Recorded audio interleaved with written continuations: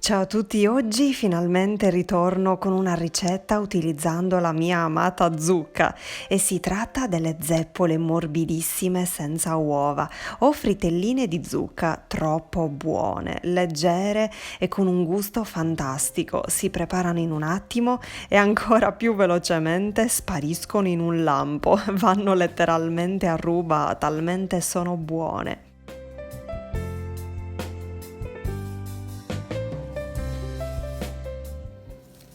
Te la rubo. No! E questa me la pappo io. Me la mangio io. No! Me l'ho rifregata. Mi è rimasto solo lo zucchero. Ah no, me ne prendo un'altra. Iniziamo a tagliare la zucca a cubettini e poi la cuoceremo in una padella in pietra o antiaderente, così semplicemente a fiamma bassa e con il coperchio, finché non sarà morbida e la potremo schiacciare con la forchetta. Ci vorranno 10-15 minuti circa. Una volta pronta la mettiamo all'interno di un colino e la facciamo scolare per bene per almeno un'ora.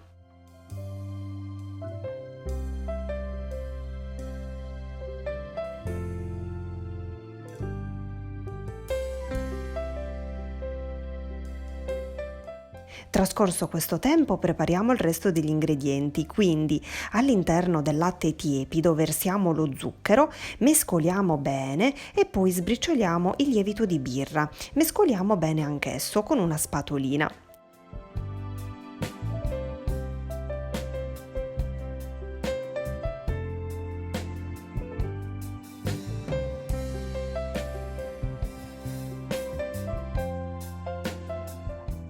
Lo mettiamo da una parte e all'interno della ciotola della planetaria aggiungiamo le due farine, quindi la farina Manitoba e la farina 00. Poi aggiungiamo la polpa della zucca, una bustina di vanillina e iniziamo ad impastare.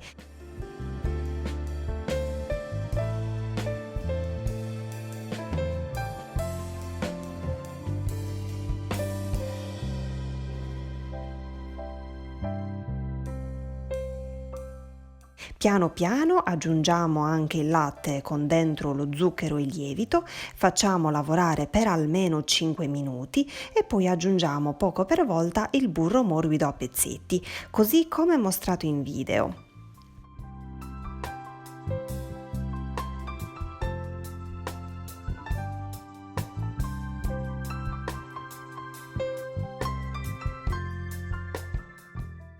Impastiamo per altri 10-15 minuti o comunque finché il composto non si sarà staccato tutto dalle pareti e si sarà incordato per bene.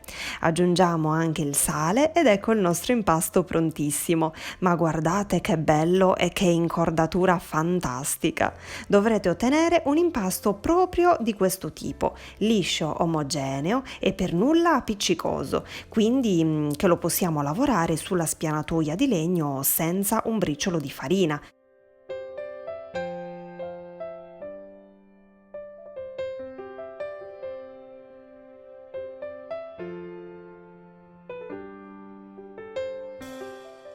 Ecco, vedete?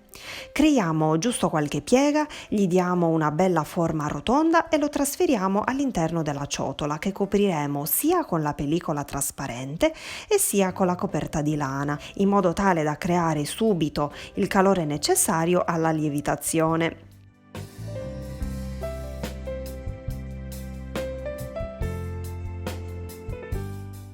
Faremo lievitare dentro il forno spento con la lucina accesa per 2 ore.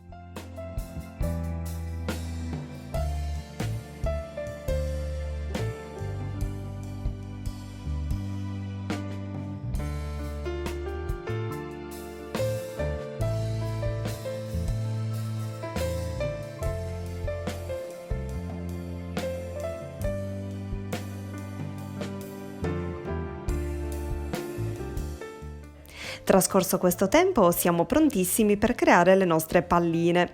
Io le ho pesate e le dovrete fare non più grandi di 30 grammi l'una, altrimenti da zeppoline diventerebbero bomboloni. che non sarebbe neanche male ora che ci penso bene. Comunque facendole piccoline poi friggeranno anche prima e sarà più divertente mangiarle, tipo ciliegine, una tira l'altra. Per renderle super tonde e lisce le dovremo rotolare così come vi sto mostrando in video. In questo modo le avrete tutte uguali e non ci saranno problemi poi al momento della cottura.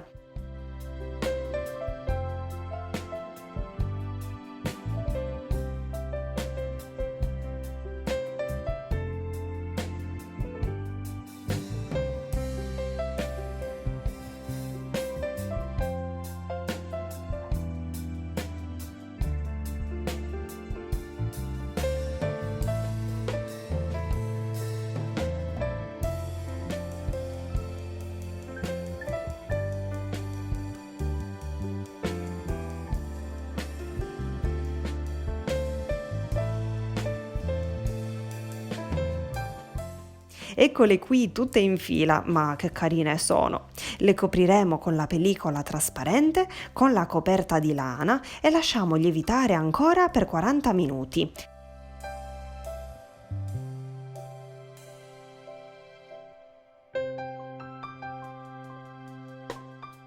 Trascorso questo tempo si saranno gonfiate ancora un po' e mettiamo l'olio a riscaldare e quando sarà bello caldo, quindi vi accorgerete che ha raggiunto la temperatura ottimale, se inserendo il manico di un mestolo al suo interno sfrigolerà. Ecco, vedete? Devono crearsi tutte queste bollicine attorno.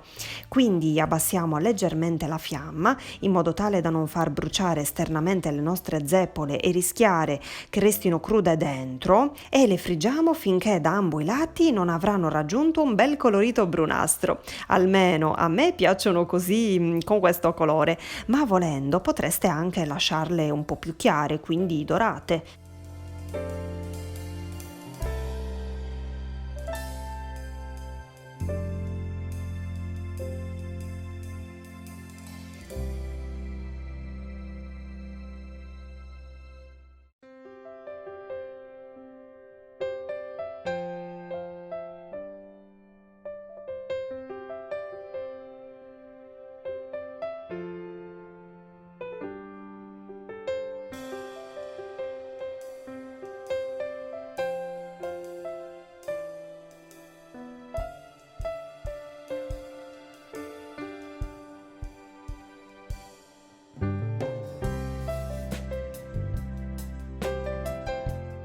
Ed eccole prontissime, le scoleremo su carta assorbente e nel frattempo che avremo aggiunto le restanti zeppoline, rotoliamo quelle appena cotte in abbondante zucchero semolato. Poi sicuramente la seconda cottura verrà senz'altro meglio della prima, succede sempre così.